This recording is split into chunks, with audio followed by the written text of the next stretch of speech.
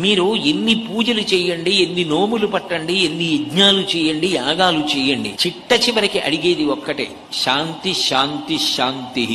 నేను ప్రశాంతంగా ఉండాలి, నా చుట్టూ ఉన్న వాళ్ళందరూ కూడా ప్రశాంతంగా ఉంచాలి. వేరొకరి ప్రశాంతతని భంగపరచడం కన్నా దోషం ఏముంటుంది?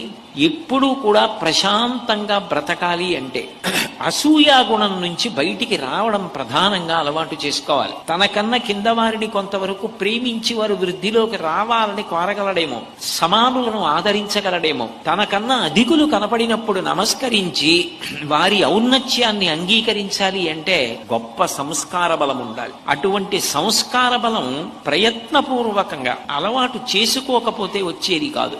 ఈ మూడిటిని ఎవరు పాటిస్తారో వారు అసూయ నుంచి బయటికొచ్చి ఆదర్శవంతమైన జీవితాన్ని గడపగలుగుతారు అని చెప్తుంది శాస్త్రం. డౌన్లోడ్